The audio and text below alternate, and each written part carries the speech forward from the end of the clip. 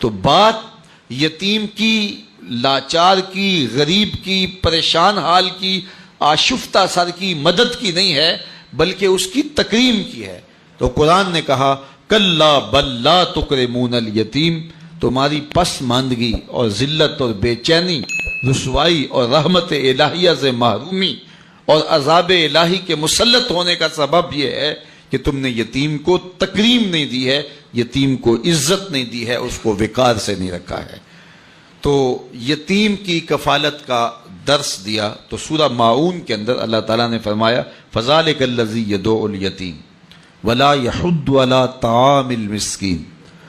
اور مسکین کو کھانا کھلانے کی تحریص نہیں دلاتا، کسی کو آمادہ نہیں کرتا، کسی کو ابھارتا نہیں ہے۔ اس میں دو چیزیں بیان ہوئی ہیں، ایک تو یہ ہے کہ یتیم کو کھانا کھلانا، مسکین کو کھانا کھلانا، لاچار کو کھانا کھلانا اگر توفیق ہو تو از خود پیش کرے، لیکن اگر یہ توفیق نہیں ہے تو بندہ اس سے بری ذمہ ہو جائے کہ مجھے تو توفیق نہیں ہے، میں کیوں کروں، میں تو استطاعت نہیں رکھتا اور میں منہ پھیر کے چلا جاؤں۔ نہیں، یہ لفظ بتا رہا ہے کہ اگر تم خود استطاعت نہیں رکھتے، اس کی تڑپ اور اس کا درد محسوس کرو اور کسی ایسے شخص تک اس کی آواز پہنچاؤ جو یہ کام کر سکتا ہے۔ اللہ تعالیٰ نے مذمت کی ہے کہ اگرچہ استطاعت نہیں بھی رکھتا لیکن آنکھیں بند کر کے گزرا کیوں ہے؟ وہ کسی مالدار کے پاس جاتا اور اس کو کہتا میری گلی میں ایک مسکین سسک رہا ہے،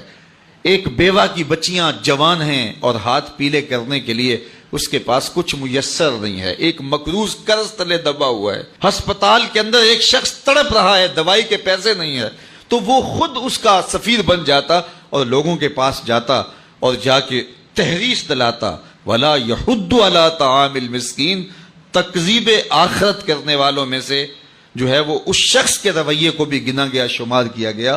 جو لوگوں کو ترغیب نہیں دلاتا، اور جو لوگوں کو توجہ دلاتا ہے اس کے بارے میں فرمایا گیا الدال علی الخیر کفاعلہ، جو کسی اچھائی کی طرف رہنمائی کر دے وہ کرنے والے کی طرح ہوتا ہے۔ جس شخص نے وہ نیکی کی اس کی ترغیب سے جتنا ثواب اس کو ملا اتنا ہی ثواب میرا رب اس کو بھی عطا کرتا ہے۔ تو کسی دکھی، کسی لاچار، کسی مجبور کی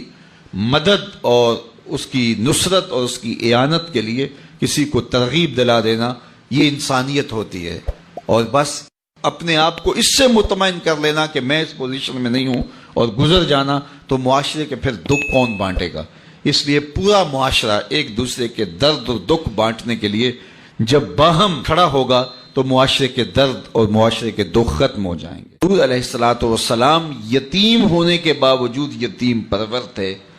اور بیواؤں کے کام آتے تھے، ان کا سامان اٹھا کے ان کے گھر تک پہنچا آتے تھے، ان کی ضروریات کو پورا کرتے تھے۔ یہ حضور علیہ السلام کا انداز زندگی تھا، اور یتیم کی کفالت کرنے والے کو اپنا ساتھی قرار دے دیا، بلکہ یہاں تک ارشاد فرما دیا کہ جب تمہارے بچے اور یتیم اکٹھے کھیل رہے ہوں تو اپنے بیٹے کو آواز دینی ہو تو اس کو بھی بیٹا کہہ کے نہ پکارو، تاکہ یتیم کا دل دکھی نہ ہو جائے، آج میرا باپ ہوتا تو مجھے بھی بیٹا کہہ کے پکارو۔ تو وہ معاشرہ کتنا ناہموار معاشرہ ہوتا ہے جس معاشرے کے اندر یتیماں کی تکریم نہیں کی جاتی۔ اگر آپ کسی کی مدد بھی کرنا چاہ رہے ہیں تو آپ اس کو تکریم کے ساتھ اس کی مدد کریں کہ اس کی عزت نفس مجروح نہ ہو۔ یہ میں پچھلے دن ایک تصویر دیکھ رہا تھا، کوئی 10-15 کلو کا آٹے کا توڑا ہوگا اور 7-8 آدمی اس کو ہاتھ لگائے ہوئے تھے اور ایک خاتون وصول کر رہی تھی، اور کسی اخبار میں وہ تصویر چھپی۔ میں کہتا ہوں کہ اگر اللہ نہ کرے تمہاری بیٹی کو یوں مجبور ہونا پڑ جائے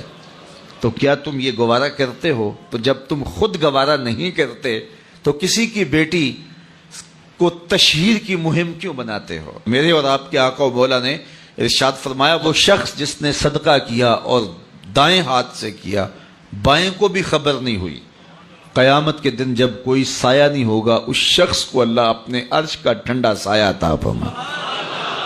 تو جہاں کسی کی عزت نفس کا معاملہ ہو تو وہاں اخفاء افضل ہے۔